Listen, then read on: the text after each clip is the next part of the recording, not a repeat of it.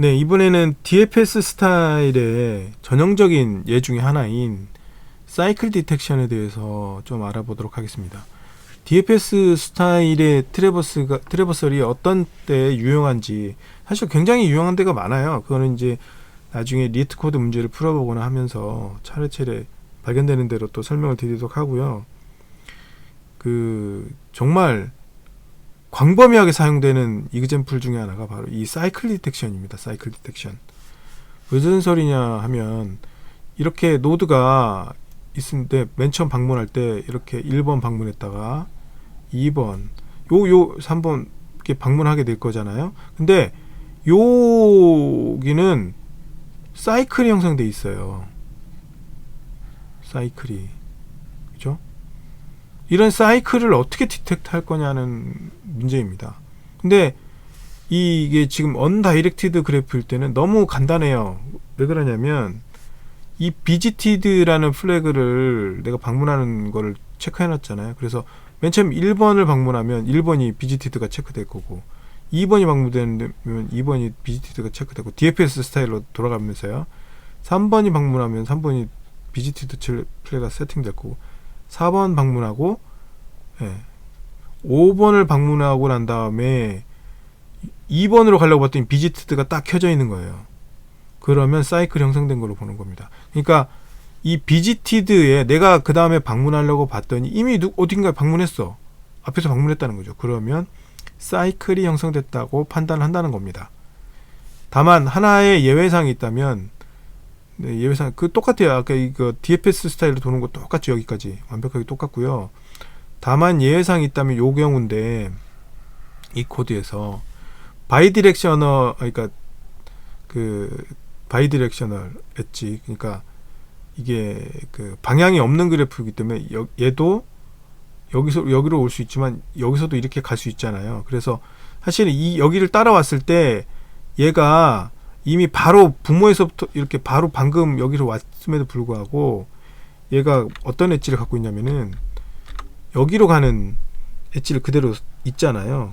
근데 이거는 여기로 가는 엣지, 그러니까 얘가 방문돼 있다고 해서 여기로 가는 엣지를 테스트할 때 이것도 사이클이 있다 이렇게 감지하면 안 된다는 거죠. 이거는 그냥 단순하게 트래버설 상에서 탐색해서 들어온 곳이기 때문에, 그래서 바로 직전에 온 곳의 엣지는 무시해야 된다는 겁니다. 이 코드가 그런 코드입니다. 그래야 사이클을 제대로 디텍트 할 수 있다는 거예요.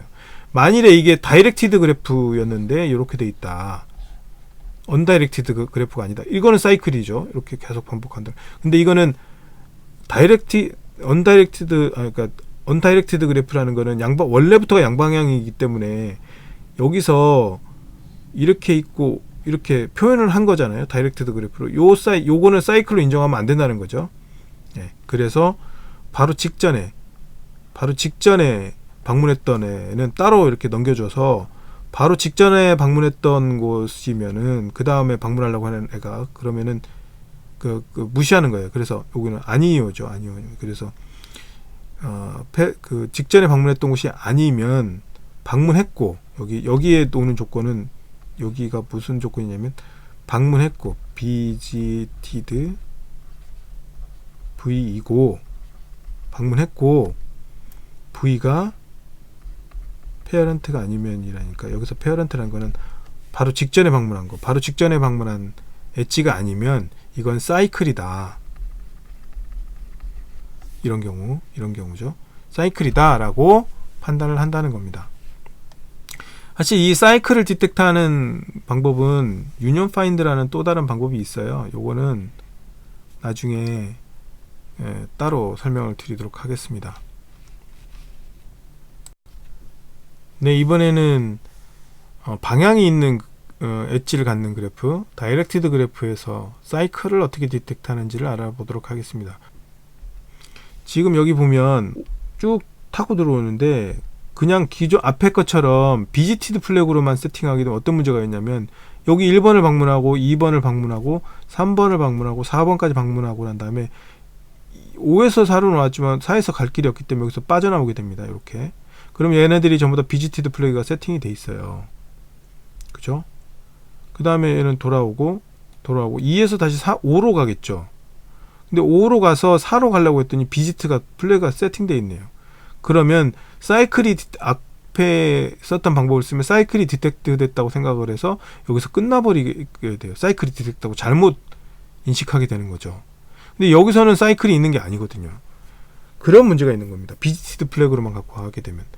그러면 어떻게 해야 되느냐. 근데 반대로 이 경우는 사이클이죠. 명백하게 사이클이죠. 여기에 중요한 차이가 하나 있습니다. 내가 지금 방문하고 나간 곳을 다시 방문할 때는 사이클이라고 인정하면 안 되는 거예요. 근데 내가 지금 아직 방문해서 빠져나가기 전, 방문해서 아직 3과 4는 이미 빠져나왔잖아요. 그런데 1은 빠져나온 5의 입장에서 보면 1은 빠져나온 순간이 아니에요. 그럼 빠져나오지 않고 아직 스택에 쌓여 있어요. 이 1번이 아직 방문 중인 거죠. 요 하이 그래프를 방문 중인 거죠. 그런 노드를 다시 방문하려고 하면 이거는 사이클이라고 인정해야 된다는 겁니다. 그래서 앞에 있던 비지티드와 별도로 저는 그냥 비지 스택이라고 표현을 하는데, 이건 뭐 알아서들 이름을 붙이시면 될 것 같고요. 현재 아직 나가지 않은, 아직 방문해서 들어왔고 얘네들은 들어왔다가 나갔잖아요. 이렇게 돌아갔잖아요. 이렇게 돌아온 곳들이 있는 것들이 아닌, 아직 얘네들은 돌아가지 않았잖아요. 여기나 돌아가지 않았잖아요. 여기서 다시 5번으로 갔으니까 2도 아직 돌아가지 않은 상태죠. 여기는 돌아왔다 다시 5로 왔으니까 5 입장에서는 1이나 2 아무데나 다시 방문하게 되면 사이클이 있다고 인식할 수밖에 없다는 거죠. 그런 변수 하나가 더 필요합니다. 그게 저는 비지 스택이라고 표현을 한 거죠. 그래서 비지 스택은 아까 봤던 거에서 비지티드하고는 좀 다르게, 비지티드는 들어올 때 체크만 하고 끝났잖아요. 근데 얘는 비지티드가 들어올 때 체크했다가 나갈 때 풀고 나가야 됩니다. 내가 나간다 라는 표시를 다시 해줘야 된다는 거죠. 그렇게 하고 나면 쉬워집니다. 나머지는 다 똑같고 여기만 달라지죠. 이제 여기만, 아까는 방금 디프 스타일은 방금 방문한 곳, 여기 방금 방문한 곳이 나한테 지금 방금 온 곳이 아니냐라는 조건이었다면, 이번에는 비지 스택에 아직 비지팅 중인 그 노드인지 체크하는 부분이 하나 추가됐다는 거죠.